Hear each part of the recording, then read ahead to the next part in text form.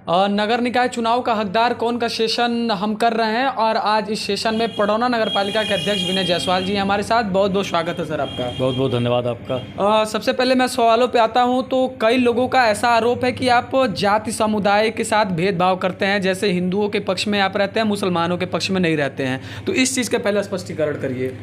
देखिए, सबसे बड़ी बात यह है कि नगर पालिका अध्यक्ष एक संवैधानिक पद है और जहाँ तक ये आरोप लगाने वाले लोग हैं तो ये पूरे तरीके से निराधार है।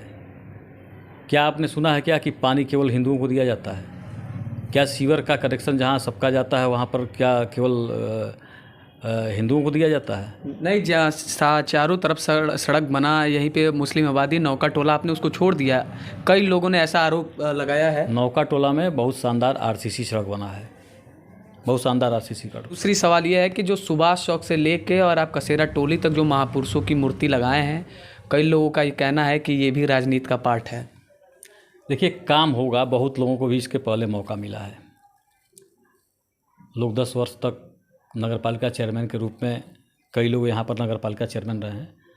देखिए, जाकी रही भावना जैसी, प्रभु देखी मूरत तिन तैसी। आज आप देखिए, भगवान विश्वकर्मा जी का मूर्ति हो या भगवान परशुराम जी का मूर्ति हो या संत रविदास जी का मूर्ति, सभी हिंदू धर्म से आते हैं। मुस्लिम धर्म के किसी महावीरों का, महापुरुषों का नहीं लगाया मूर्ति।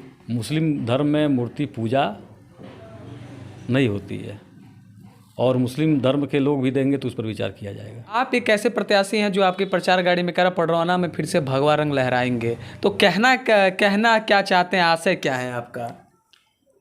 देखिए, ये भारतीय जनता पार्टी है और लोकतंत्र में अपनी बात कहने का अधिकार सबको है और हर बार लोग टिकट मांगते हैं, क्योंकि जो भारतीय जनता पार्टी का कार्यकर्ता है वो टिकट मांगेगा।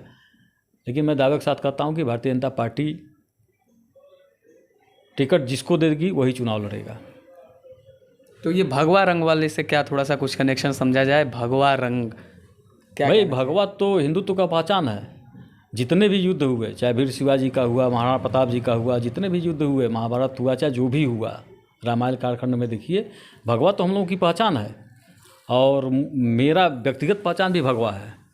भगवान सूर्य उदय होते हैं उस समय भी भगवा दिखाई देता है, तो भगवा तो मेरी जान है, उससे मुझे कोई वो नहीं है। और चूँकि भजन चल रहा है भगवान श्री राम जी का, तो उसमें तो भगवा रहेगा ही ना। चुनाव के अंतिम पायदान में आपने सारा काम कराया, तो ये भी राजनीति का एक पार्ट है।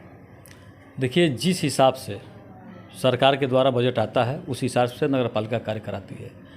बीच का कालखंड कोरोना का कालखंड रहा और 2 वर्षों तक लगभग सभी विभागों में पैसे का अभाव था, क्योंकि जीवन बचाना था।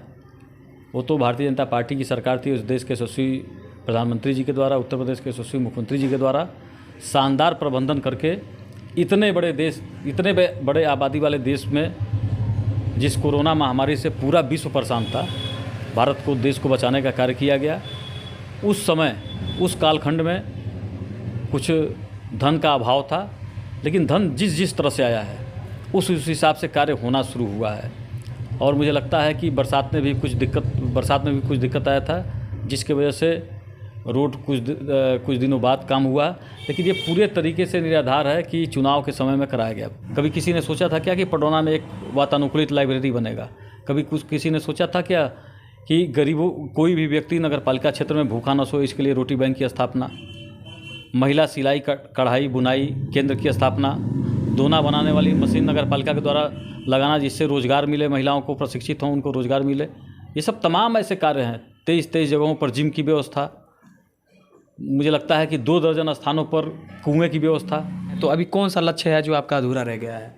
उसमें यह है कि SSC से लगाए नीट तक की जो प्रतियोगी परीक्षाएं हैं उसकी कोचिंग नगर पालिका परिषद पडरौना के द्वारा कराने की तैयारी हम लोगों की है कि आने वाले समय में अगर यहाँ की सम्मानित जनता आशीर्वाद दे के फिर से हमको नगर सेवक चुनने का काम करती है, क्या तो लगता है कि आशीर्वाद देगी या नहीं? देखिए, जनता निश्चित आशीर्वाद देगी। मुझे लगता है कि 24 घंटे में से 17 से 18 घंटे मैं जनता के बीच में रहता हूँ। सुबह निकलता हूँ, रात को आता हूँ, और मुझे लगता है कि मैं ऐसा नगर सेवक हूँ इस नगर पालिका के सम्मानित जनता का कि मैं कभी किसी वक्त जो चाहे हमसे मिल सकता है।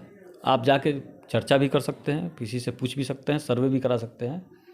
कभी भी, या वो दिन हो या शाम हो या रात हो, कभी भी हमसे मोबाइल पे बात भी कर सकते हैं, हमसे बात उनकी हो सकती है। तो इसलिए जनता हमारे पक्ष में रहती है और मुझे लगता है कि भारतीय जनता पार्टी ने अगर हमारे ऊपर विश्वास किया तो यहाँ की सम्मानित जनता पूरे तरीके से हमारे पक्ष में रहेगी। पार्टी विश्वास करेगी? एकदम विश्वास करेगी। भाई मैंने कोई ऐसा अपराध तो किया नहीं कि पार्टी विश्वास नहीं करेगी। पार्टी के लाइन पर मैं काम करता हूँ, पार्टी विश्वास करेगी। अपराध से क्या आशा है? नहीं, अपराध से आशा है, मैंने कोई ऐसा कार्य थोड़ा किया है कि पार्टी हमसे नाराज़ है। पार्टी के लाइन पर मैंने कार्य किया है और पार्टी के लाइन पर कार्य किया है और पार्टी निश्चित तौर पे। क्या लगता है कि महिला सीट आया है तो कई लोगों का ये भी कहना है कि महिलाओं को आगे बढ़ाना चाहिए, हमें ऐसा जनप्रतिनिधि नहीं चाहिए जिसका प्रतिनिधित्व तो कोई और करे। तो कई लोगों का ये आरोप है कि मौका उनको मिले जो महिला नेता हो। तो आप किसको अपने तरफ से फेस करना चाहते हैं? देखिए, हमारी भाभी श्रीमती सरोज जायसवाल चुनाव लड़ रही है और वो 2006 से 2011 तक एक बार चेयरमैन रह चुकी हैं और उनके कार्यकाल में ऐतिहासिक कार्य कराए गए हैं। उन्हीं के द्वारा लगवाया गया 3 ओवरहेड टैंक और 9 ट्यूबवेल जो आज चल रहे हैं कि पडरौना जैसे घनी आबादी वाले क्षेत्र को भी पानी की कोई दिक्कत नहीं आ पा रही है। उन्हीं के कार्यकाल में पूरे भारत में पहली बार जनरेटर से स्ट्रीट लाइट की व्यवस्था उन्हीं के कार्यकाल में 2007 में की गई थी और उन्होंने बड़े शानदार तरीके से 5 वर्षों तक, जबकि एंटी गवर्नमेंट थी और उसमें भी उन्होंने विकास करके दिखाया था और काम किया था। कार्य का पूरा 5 साल का उनके पास एक्सपीरियंस है। और इधर जब मैं चुनाव जीता तो उसमें भी मैं उनसे सलाह लेता था